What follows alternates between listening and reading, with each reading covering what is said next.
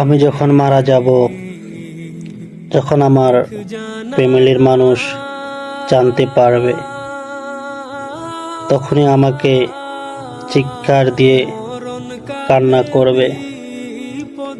আমার পার্শ্ববর্তী মানুষগুলা ঘরে আসবে,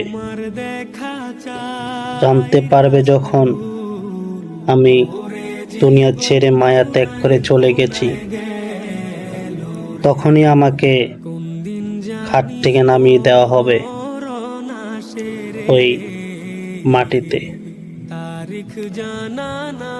খাট থেকে নামিয়ে দেওয়ার পর আমার আত্মীয় স্বজনগুলা আমাকে ধরে কান্না করবে।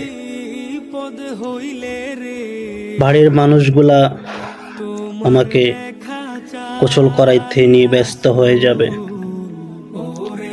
মসজিদ থেকে শেষ খাটিয়াটা আমার জন্য নিয়ে আসবে। চারদিকে ফেড়া দিয়ে সাজাবে আমার জন্য ঘর। সেই ঘরে নিয়ে যাবে আমাকে,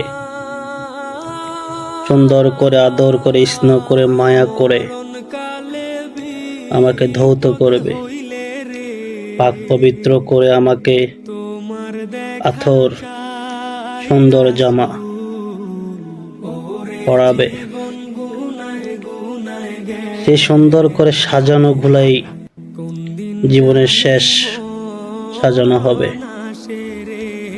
সাজানোর পর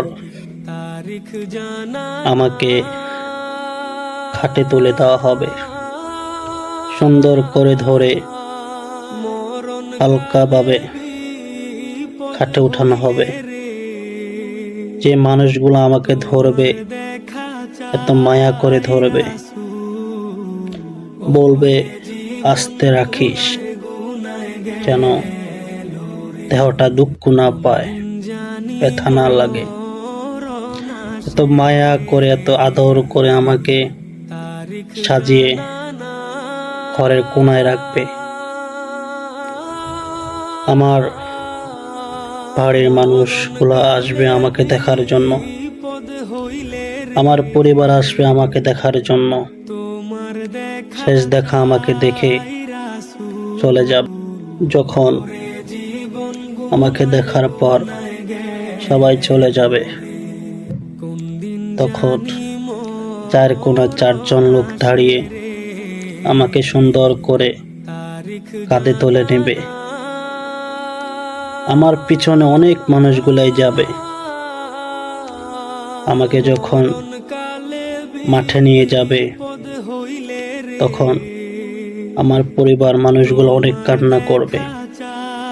এই দুনিয়ার সব কিছু শেষ বিদায় তোকে দিয়ে দিলাম। আমার মা পিছন থেকে কান্না করবে, বাবা আমাকে ছেড়ে কেন চলে যাচ্ছিস? আমার সন্তানগুলা বলবে, বাবা আমাকে একা করে কোথায় চলে যাচ্ছ? আমার স্ত্রী বলবে, ও স্বামী দুজন একসাথে বাঁচতে চাইছি, তুমি কেন আমাকে একা করে চলে গেলে? আমি শুধু শুনতেই পারবো, কোনো জবাব দিতে পারবো। আমি শুধু শুনতেই পারবো, কিন্তু জবাব দিতে পারবো না। কারণ আল্লাহ পাক তখন আমাকে জবান দেবে না। যখন মাঠে নিয়ে যাওয়া হবে, আমার পরিবারের মানুষগুলা তখন বলবে, আমার ভাই, আমার সন্তান, আমার বাপ যদি কোনো অন্যায় কইরা থাকে, তাদেরকে মাফ কইরা দাও। তখন মানুষগুলা বলবে, তাকে আমি মাফ করে দিয়েছি। মানুষগুলা যখন মাফ করে দেবে, তখন আমার সন্তান, আমার ভাই, আমার আত্মীয় স্বজন ডাক দিয়ে বলবে, হুজুর জানাজা পড়ান। আমার জন্য সেটাই শেষ নামাজ, আমার জন্য সেটাই শেষ জানাজা। আর কখনো আমার জন্য নামাজ পড়া হবে না, আমার জন্য জানাজা দেওয়া হবে না। তখন আমাকে নামাজ পড়াইয়ে সবাই অলভদ্র হয়ে খাটিয়াটা কাঠে নিয়ে আস্তে আস্তে আমার জন্য যে কবরটা আগে কথ্য করা হয়েছে আমার জন্য 3.5 হাত, ওই কবরের সামনে নিয়ে যাবে। আমার যত বন্ধু বান্ধব আছে, কিছু বন্ধু বান্ধব ব্যস্ত নিয়ে চলে যাবে, ঠিক মতো আমাকে মাটি দেওয়ার তাদের সময় থাকবে না। এত আদর করে সোহাগ করে 3 জন লোক কবরে নামবে, নামার পর আমাকে আস্তে করে কবরে শুইয়ে দেওয়া হবে। আমার জন্য বাঁশ কেটে দেওয়া হয়েছে, বাঁশ দিয়ে কলা পাতা দিয়ে মাটি দিয়ে আমাকে ধুয়ে আসবে। আর কেউই যাবে না আমাকে আর দেখতে।